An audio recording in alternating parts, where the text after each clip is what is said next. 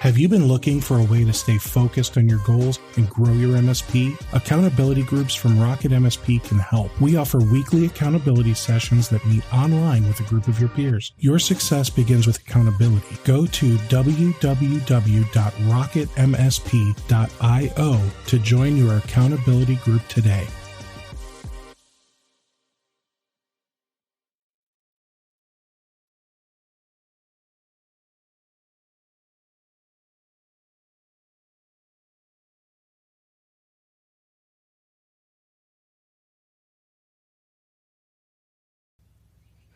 All right, Dale. So we've been talking about kind of your history with growing your business, and we spoke about your sales process and how important it is to educate the prospect on what you're going to do for them and why it's important for them, and less about and we use this tool, and if you open up this drawer in my toolbox, I've got one of these. They don't care, right? So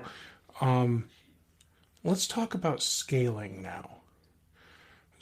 So I feel like there's a few things that are really important to kind of scaling an MSP. And we'll go through each of them individually. I think first is you have to have processes in place kind of for everything. Yeah. And not just like oh, by the way, here's how I recommend doing it. Like, no, here's a documentation that we wrote up with screenshots and arrows and whatever. This is the way you will be doing this. Yep. Or there will be consequences. Yep. So where do we start? How do we start developing these processes? So I think this is one of these investment areas, right? This is the task always avoided by us technicians, right? Like the techs never want to document. They never want to do good ticket notes. And I know there's probably some techs out there going, I do excellent ticket notes. Yeah, I know, but you're a unicorn. I think like a lot of techs just want to get on to the next ticket. They just want to solve the next problem. It's been my experience, maybe not everyone. But this is an investment area where you can bring in someone that's non-technical and task them with running down these processes, get them centrally documented, reviewing them, training the team on them. And I think this is key. I think my early Corsica successes were in that I could bring in junior technicians that were looking for an opportunity and give them processes and training and cut them loose to do the work, right? So I can move them up later once they got experience, but I would put them in low impact roles, whether it was on the NOC, so they're in the back end just responding to alert tickets, or maybe they're just a junior tier 1 person that's resetting passwords so that the more senior guys could work on the more difficult things, or maybe they're starting in the staging area so we can see their quality of work before we put them in front of a customer. So I always liked having a core of junior spots that we could have documented processes so you can see the quality of work, the work, the ethic, the work ethic of that person. Are they on time? Are they a problem? All these things. Can they follow process, right? Do they speak up when they're running into issues?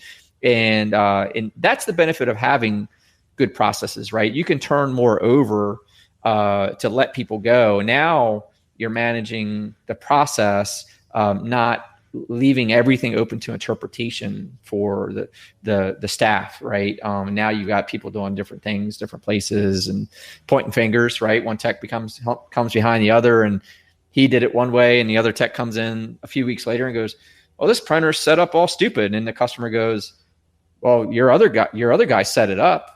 Right. I mean, how many times does that happen? So so process is important, but it's what I've seen something that MSPs avoid. So I think that's an investment area where you can get a junior, admin person that's a tech writer or whatever that can own and maintain that stuff. And then you can have team meetings like, hey, let's talk about issues, with our processes. Well, whatever's not working, you've got something to adjust. If you don't have a system, if you don't have processes, how are you adjusting for the issues that you're running into? How are you evolving? Yeah, I mean, you can't. You're just chasing your tail, so. And is there like a, this is the process you should write first if you haven't written any? Like, is there a magical SOP? Oh, that's a good one. Well, I think the junior task, and I think the word I've not said yet that's key is the automation, right? I mean, how can you automate if you don't have a process defined, right? What are you automating based on? So I think that the opportunity for identifying these processes are the ability to delegate more and the ability to automate. So where do you start from there? You got to start with your most routine tasks, right? You just, how do you process a call? How do you process tickets? Like, again, techs aside, the technicals aside, you still got a business to run, right? So how are we operating? What are our processes as a business? And I say start with the routines. You want all your routine stuff documented, stuff that you can train these junior folks to come in at a lower cost, lower risk, and as long as they can follow directions and escalate when it's not going according to the directions to the next year. Those are the key things that you get documented. Yeah, I think that, that's definitely without having a MSP to sit here or dive into, but yeah, I think if you don't have processes around the fundamentals, that you definitely would have to start there. And just because you've created a process, like once you build it, you're done. Like, you can move on to the next process. You never have to touch that first one again, right? Well, one of the things that I found, and I recommend to business owners all around, is have you ever heard of Traction? Yeah. Yeah. So Traction's a great playbook for any business to sit down and start getting organized, right? And a part of that is identifying your accountabilities, who's accountable for what processes. But that also introduces you as a business operation, to do things like identify and discuss and solve issues. Well, where do issues come from? Well, this process is broken, or this process didn't work for this client. And in fact, it didn't work for that client last week. That may be a problem, right? So let's dive into that. So are your process set it and forget it and throw away? No, you've got to you have processes. Like, you have processes now. Probably your first fundamental problem is they're just not documented. So get them documented. Now you've got a process. You've got your system defined, right? You had a system. Now you've defined it. Now you've got something that you can adjust. And when you adjust, you can train on it. So no, it's not set it and forget it. You should always be creating processes. And the best time to create processes is when you're going through it. But again, I think it's my experience that technicians don't love it. They don't love doing that. So delegate that, outsource that to someone that's their job. That they can they can be a direct report of someone with authority that you can say, hey, go in there and document how we respond to alerts, right? And dig into it and help put this together. But they're never static. They're going to evolve. Good. So let's talk about the next thing that I think is important when it comes to scaling an MSP. Company culture. You can't be the only person creating the documents and following them. Sure. So how do you build a company culture? And have you found, like, I don't know, this is definitely what to do and what not to do when it comes to culture type stuff? Yeah, I think one of the, again, keeping on the track of, now you're a business owner. Okay, well, now you've got employees. So that means you're a leader, right? So when you're a business owner, you're establishing your business processes, you're managing the processes, you're holding people accountable to the processes, you're managing the exceptions, right? But you're also leading, right? So you manage processes and you lead people, okay? So as you're growing and you're scaling, it's not all about just the tech, not all about the processes. You've got human freaking beings and you're in a service business, right? So what's the value of an MSP?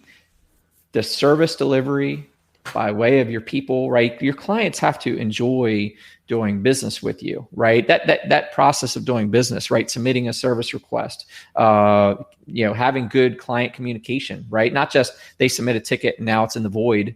Now the client has to call you back to find out what's going on with their ticket, but a culture of being client oriented, that everyone understands the pain and the fear of the unknown that it is to be a client with a problem. Right. So instilling a culture of being client oriented, instilling a culture of being team oriented, right? We're all on the same team, so just because you're in the knock and you're on the help desk, right? Well, you guys are symbiotic. If he's not doing his job over on the knock, well, help desk, you're going to have problems, and help desk, you're not doing your job right. Well, that's going to cause more alerts on the back end because you're doing things, So I think, as you grow, the importance of quality leadership, it's really important, and that's the things I hear a lot about today, just working with clients is, frustration with leadership is what I hear a lot. So I think, like I say, Traction's a great management system to get your business organized, but really getting into some leadership development. I often recommend, Patrick Lencioni's stuff, 4 Truths About Employee Engagement. He's got various other books that really nail home some leadership concepts for managing an organization for a positive culture well. Jocko Willink, I've been a big fan. I'm a military guy, but I've been taught leadership since I was a private in the Marine Corps, and so leadership's always been core to me. But I always recommend a lot of Jocko Willink stuff because he's really into pure leadership development. So he always has a lot of great content with it. The things that you're going to deal, like, again, operations tech, they're one thing, but dealing with ego, controlling your emotions, and all these things, culture, difficult people, all these things, like, they're important too. They're equally important. I would say they're probably even more important in a service organization. Strong leadership is essential in a service organization because it shines through, right? We're not buying products off a shelf. Your clients aren't walking into your store, grabbing a product and walking out with it. They're engaging with your staff, your team, your communication cadence, all these, your managers, your salespeople, so that culture, they're going to wear it on their sleeve. And leadership really, really drives the culture. It's super important. Very good. What about some things to do to cultivate teamwork?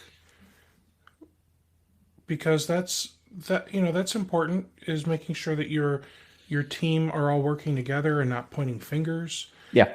Either at each other in the same department or at other departments. I've seen a lot of really poor company culture. So how do you get everybody to actually feel like they're on the same page?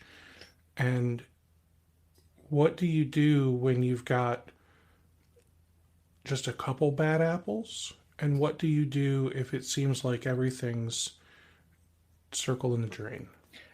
Well, what's the fable on the bad apple? I don't know. It spoils the bunch, man. So, I think that, bad apples spoil the bunch, and I'm not saying, hey, go find your bad apples and fire them, but this goes back to leadership a little bit. You've got to hit issues head on. You can't let issues fester. And that's one of the things I like about the Traction model and bringing that into businesses is that it forces a weekly team discussion, to identify, discuss, and solve issues. And those issues can be, hey, Sally, we've had failures here over and over again. Or let's identify the problem. Let's discuss it. Let's solve it as a team, right? And I think a lot of these things stew from avoiding difficult conversations, right? And granted, us techs, usually we're introverted and we just want to get our heads down and on the keyboards and work on problems. And I get it. Sometimes we want to avoid some of the personalities in space, but hey, we don't solve these problems unless we hit them head on. So, a couple ways. Number one, establishing an expectation of how we're going to work together. So back to one thing, one team's not doing something that they should be. Well, is that documented? Have we all agreed that's the process? Did we not? Okay, let's sit down and identify that process and get on the same page with it. What's broken down? Like, we have to hit these issues head on. We can't let them sit fester or avoid. And I get it. Welcome to leadership. It's hard. It's hard, but you gotta hit issues when you hear about them. You got to prioritize them. That's your job now, especially when you're at scale, right? Especially when you've grown and you've got multiple tens or dozens of technicians. Now you're a leader. Again, you've delegated all these things that you used to do. When you broke the founder's cap, right? You brought in more people so you could do more. Now your job is to lead your people. And a part of leadership is dealing with these difficult conversations. And if they're difficult people, one of the things that Traction has a tool is a people analyzer, where you sit down as a team, you say, what is our culture? And the best way to do that is look at your best technician, best employee, and go, what are the 5 to 7 things that we like about Billy, right? What are they? What's great about Billy? I could have 10, right? We all have them. I wish I had 10 Billies. Okay. Why? What has Billy got? Well, there's your freaking culture right there, right? Now you've established your what you expect of your people, and you make that known, and now you hold people accountable to that, right? Are you being client oriented is a part of our culture, right? It's one of our values, right? You do that all of the time. Sometimes you do, sometimes you don't, or none of the time.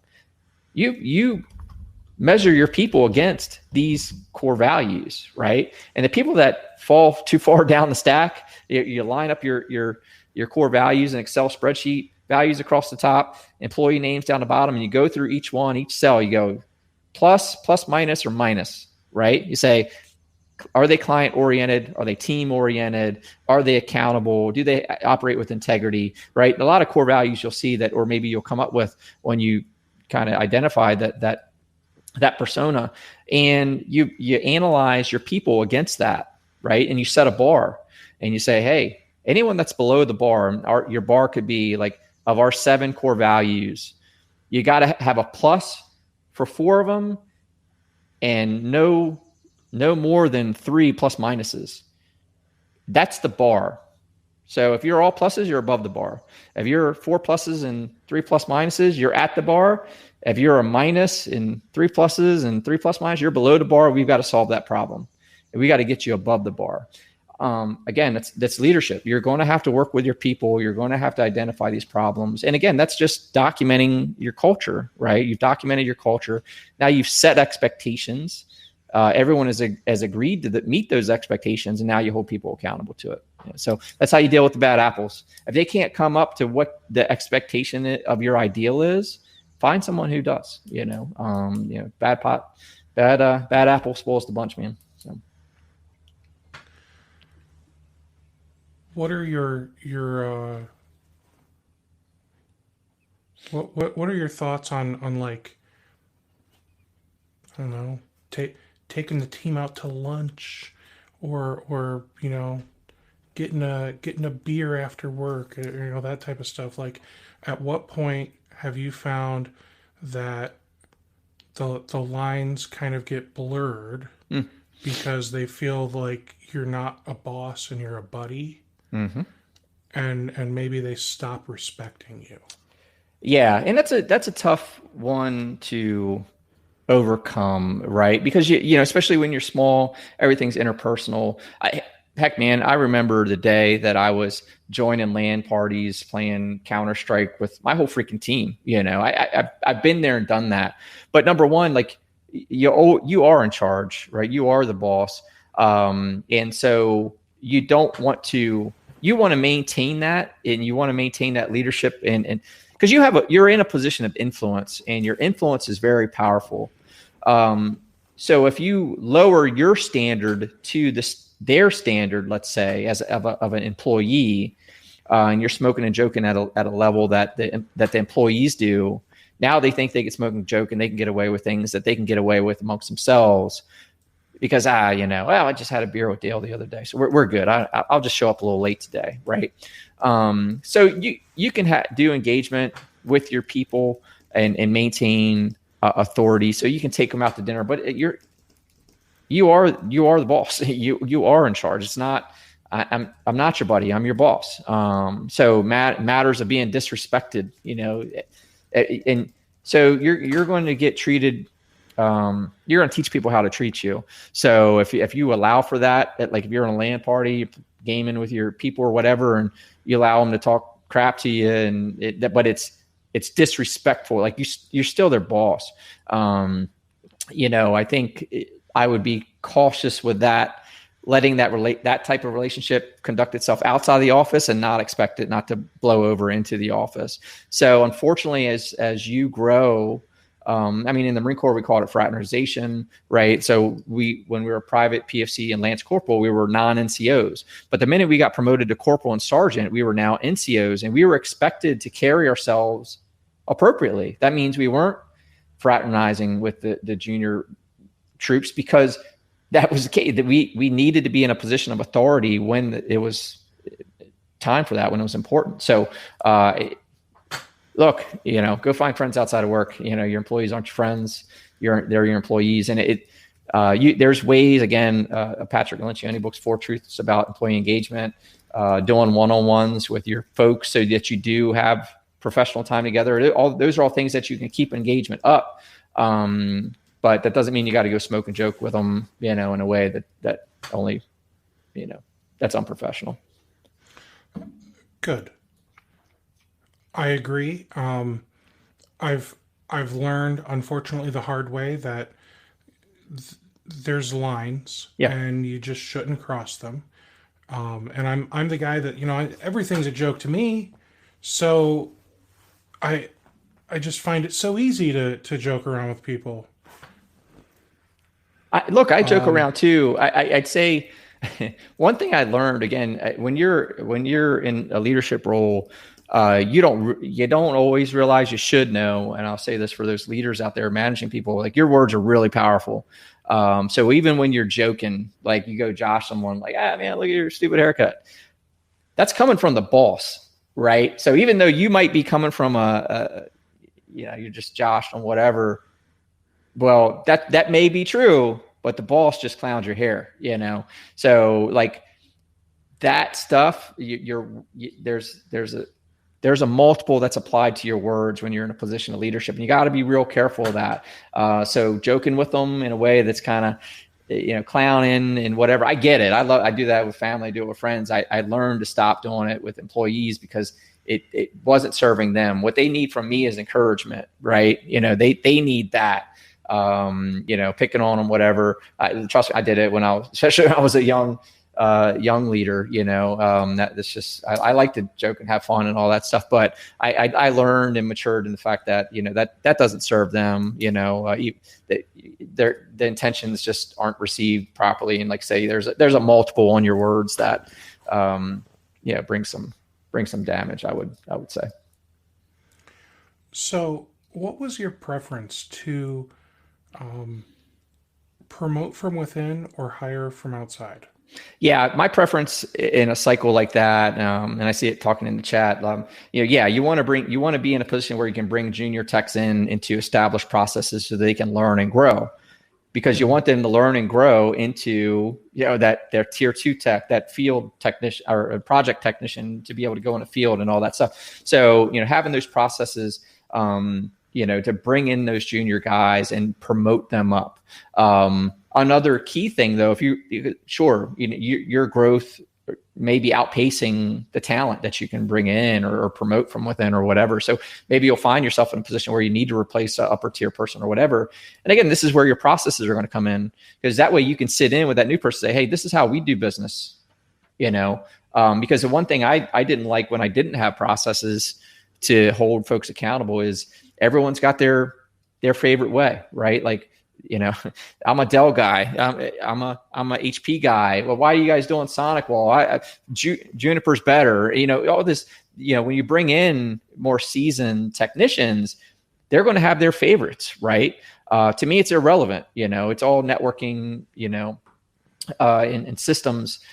Fun. Yes, you can have your preferences, but it's important for the business to have a standard, right?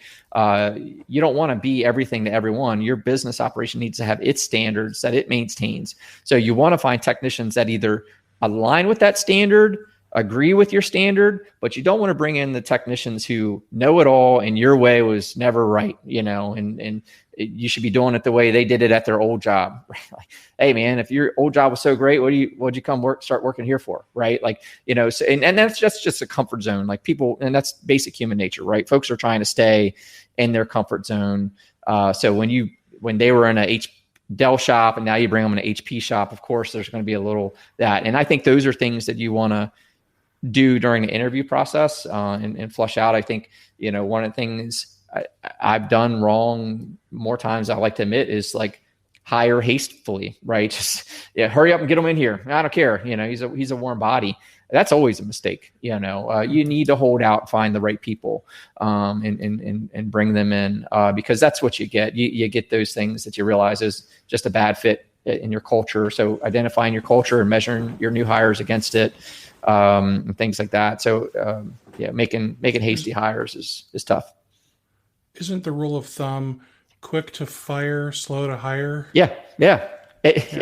We don't do it often. I mean, it's an easy rule to break when you're kind of, I think pre-COVID, one of the things that was really tough because the unemployment was super low, right? Like, so it was hard to find good people. So having that good system to grow your folks is a positive one. But at the same time, I would caution that, when you brought in junior techs that had no experience, but you had sound processes that you could bring junior techs into, entry-level folks, after they've been there for 6 months, their value just shot up and now they're not junior anymore and other people will hire them.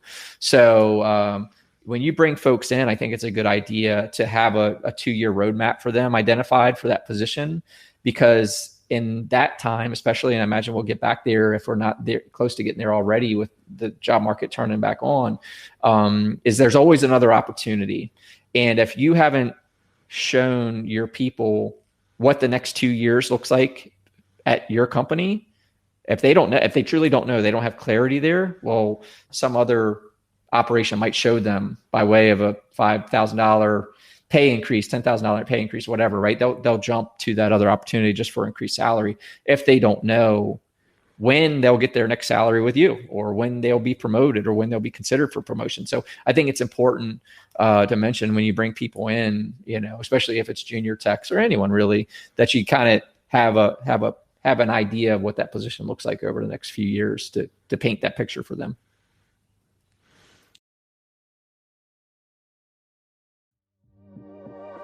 Have you been looking for a way to stay focused on your goals and grow your MSP? Accountability groups from RocketMSP can help. We offer weekly accountability sessions that meet online with a group of your peers. Your success begins with accountability. Go to www.rocketmsp.io to join your accountability group today.